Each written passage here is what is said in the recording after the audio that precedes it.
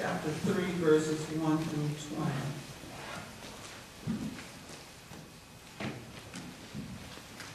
Now the boy Samuel was ministering to the Lord under Eli.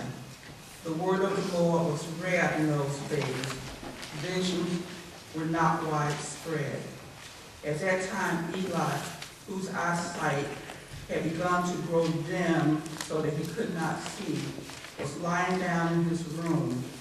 The lamp of God had not yet gone out, and Samuel was lying down in the temple of the Lord, where the ark of God was.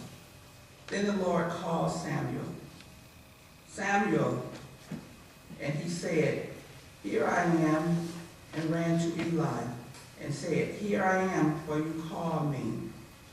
But he said, "I did not call. Lie down again." So he went and lay down. The Lord called again, "Samuel." Samuel got up and went to Eli and said, "Here I am, for you called me." But he said, "I did not call, my son. Lie down again." Now Samuel did not yet know the Lord, and the word of the Lord had not yet been revealed to him. The Lord called Samuel again a third time, and he got up and went to Eli and said, "Here I am, for you called me."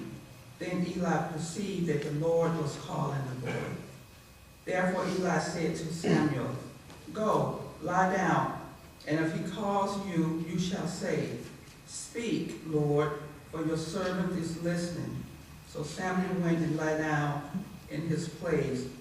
Now the Lord came and stood there, calling as before, "Samuel, Samuel." And Samuel said, "Speak, for your servant is listening." Then the Lord said to Samuel, "See, I am about to do something in Israel that will make both ears of anyone who hears it tingle. On that day I will fulfill against Eli all that I have spoken concerning his house from the beginning to the end. For I have told him that I am about to punish his house forever for the iniquity that he knew, because his sons were blaspheming God, and he did not restrain them. Therefore I swear to the house of Eli that the iniquity of Eli's house shall not be expiated by sacrifice or offering forever." Samuel lay there until morning. Then he opened the doors of the house of the Lord. Samuel was afraid to tell the vision to Eli. But Eli called Samuel and said, "Samuel, my son." He said, "Here I am." Eli said, "What is it that he told you? Do not hide it from me. May God do to you and more also, if you hide anything from me of all that he has told you." So Samuel told him everything and hid nothing from him. Then he said, "It is the Lord. Let him do what seems good to him." As Samuel grew up, the Lord was with him and let none of his words fall to the ground. And all Israel from Dan to Beersheba knew that Samuel was a trustworthy prophet of the Lord. In the Old Testament, the New Testament is taken from the Gospel of St. John, chapter 1, verses 43 through 51. The next day, Jesus decided to leave for Galilee. Finding Philip, he said to him, "Follow me."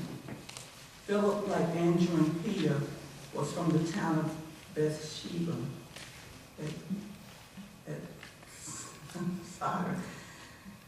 Bethsaida.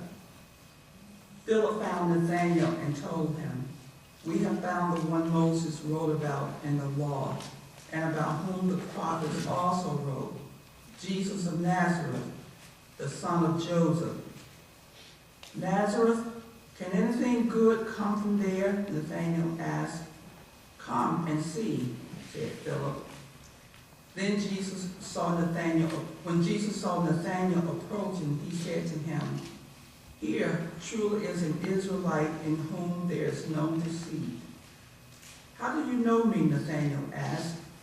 Jesus answered, "I saw you while you were still under the fig tree before Philip called you."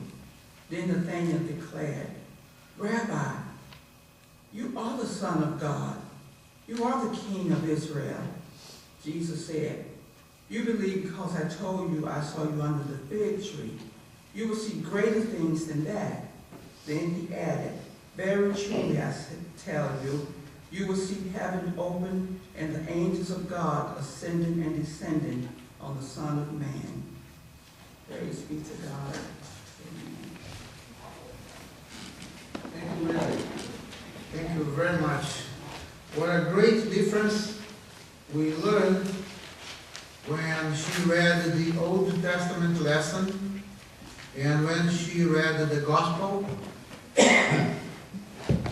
How long it took for Samuel to realize that God was calling him to accomplish his purpose.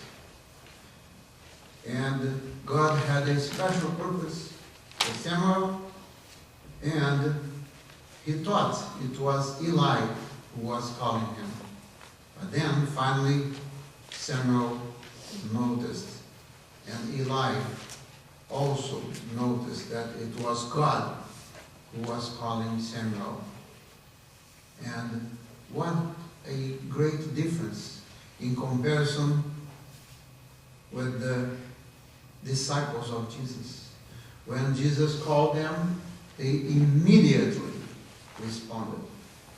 That is a great lesson if we compare the Old and the New Testament lessons for today. And the title of the message is "Come and See." Come and see.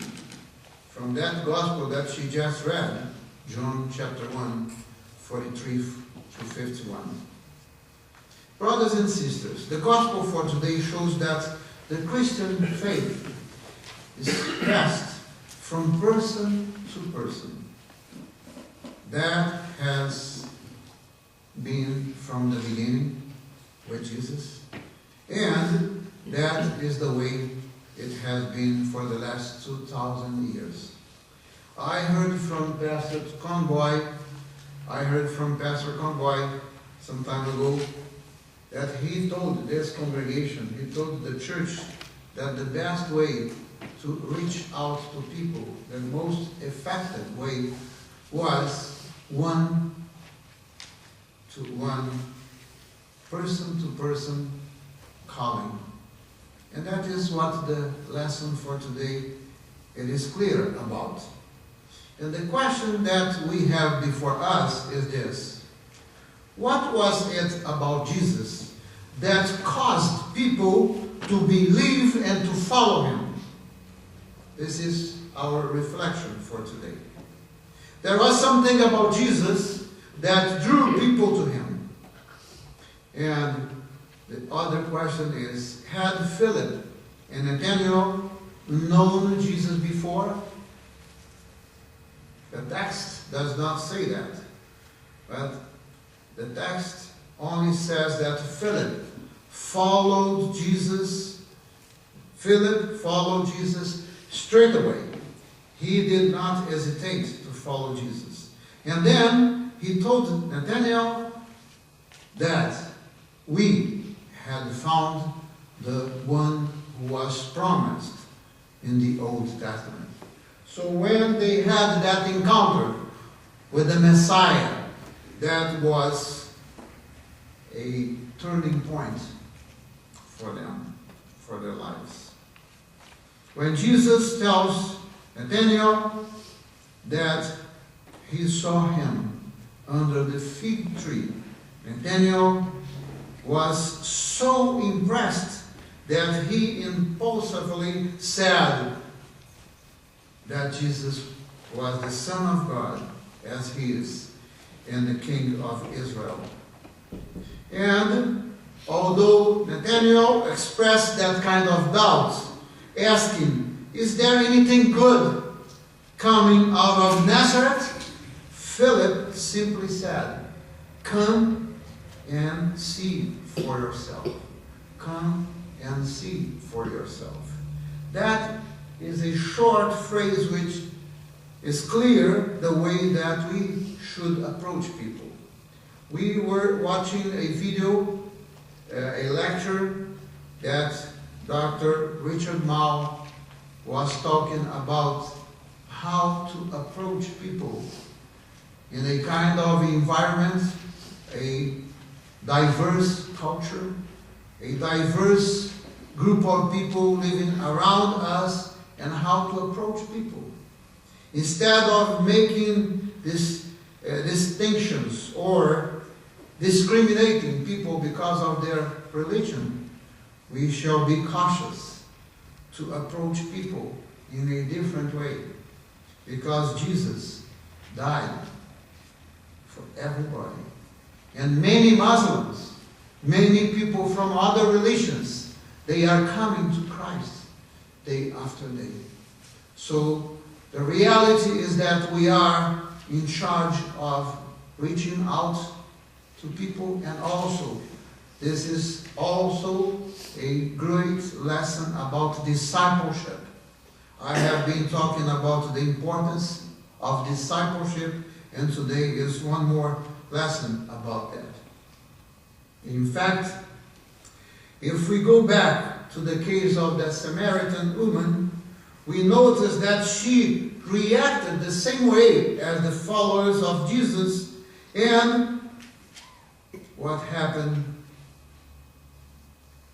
to her when Jesus told her that she was married with 5 husbands before, and then the man that she was living with was not her husband? She was surprised. And what came to her mind? This is not just a man. This is someone who knows about my life. How we feel when we get together with people and we act like Jesus, being interested to learn about them, but knowing that they are like us. We all, when we came to Jesus, we all were enemies of Jesus before we came to him. So that is the lesson for today. We have to be cautious, because all those followers, the Samaritan woman, when they discovered that Jesus knew about their lives, they felt God's love. Wow, this is something special. This is something not talking to anybody else, but this man is talking to me. When Jesus talks to us through his word, that is what really makes a huge difference. When Jesus talks to us using someone else, that is the time when we realize that God loves us. This is why he comes to us, because he knows us before even the time when we open our mouths to say anything. And that is what happened. Jesus knew what the followers of him needed the most. He knew what Peter needed the most. He knew what the Samaritan woman needed the most. And so on and on and on. Throughout the Bible, we notice and we learn from the word what was going on. How Jesus approached people. What happened in that other case of Zacchaeus? Zacchaeus, he was a wealthy tax collector. A man who was someone that people hate him, because he was the one who took money from people. And he did not have a good reputation. But how Jesus approached him? He wanted to see Jesus Christ. I think Zacchaeus was ready to meet Jesus, carrying upon his shoulders all his guilt, all wrong that he had done before. So he ran ahead and climbed a fig tree to see Jesus Christ in the midst of that multitude, since Jesus was coming that way.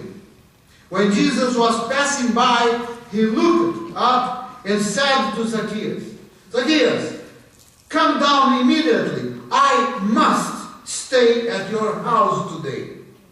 So immediately Zacchaeus came down at once and gladly welcomed